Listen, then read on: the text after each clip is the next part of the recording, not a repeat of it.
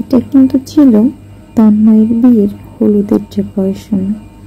হ্যাঁ, এটা কিন্তু আমি নিজ হাতে করে ফেলেছি। যদিও আমার সাথে কণা ছিল, তো কণা আর আমি মিলেই কিন্তু হলুদের ডেকোরেশনটা করে ফেলেছি। আসসালামু আলাইকুম, মিতাজ ডেলি ব্লগে সকলকে স্বাগতম। কেমন আছেন সবাই?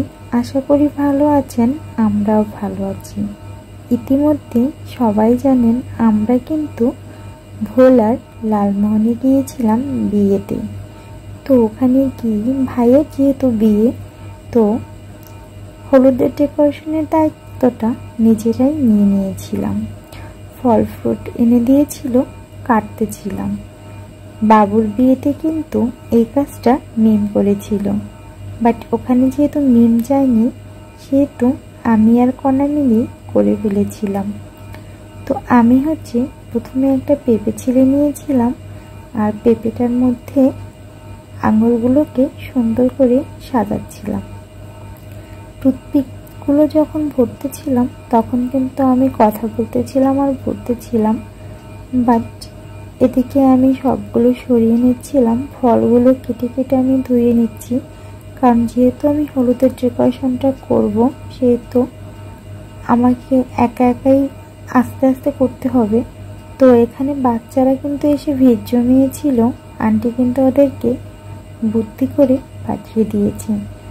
আমি কিন্তু ভালো কোনো ডেকোরেশন করতে পারিনি, আর আমি কখনো হলুদের ডেকোরেশন করিনি। তন্ময়ের বিয়েতে প্রথমেই আমি এটা করেছিলাম। আর কেমন হয়েছে আমার এই কাজগুলো প্লিজ কমেন্ট করে জানাবেন কিন্তু। তো আমি সবগুলোকে করে সবার সামনে নিয়েছি। আর এই কলাটা ভাবি করে নিয়ে এসেছে, বাট পুটিংটাও ভাবি করেছে। কলাটা আসলে ওভাবে কেন করে আমি জানি না। আর বাকি কাজগুলো কিন্তু আমরা করে ফেলেছি। এদিকে হলুদ মেহেদিও বাটা কমপ্লিট হয়ে গিয়েছে। তো হলুদের জন্য ছিল হলুদ কেক, আর যেহেতু আমাদের ডেকোরেশনের কাজ কমপ্লিট হয়ে গিয়েছিল, সেহেতু কণা আর আমি চলে গিয়েছিলাম প্যান্ডেলে।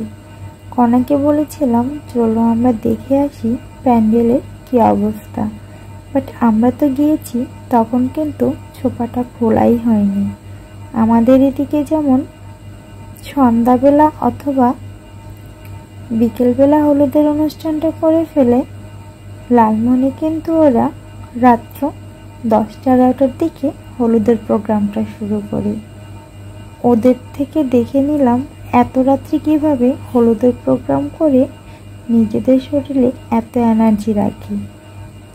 তো আমরা দুজনেই ডেকোরেশনের ওখান থেকে ঘুরতে গিয়ে ছবি টবি তুলে নিয়েছিলাম, বাট তখন ওখানে কোনো লোকজনই ছিল না। তো সেই সুযোগে ভালো মতো ঘুরে ফিরে ছবি টবি তুলে নিয়েছিলাম। আর আমার কাছে ডেকোরেশনটা ভালো লেগেছে, কারণ খুব গর্জিয়াসও না, আবার সিম্পলও না। ডেকোরেশনের কাজটা আপনাদের কাছে কেমন লেগেছে প্লিজ জানাবেন কিন্তু।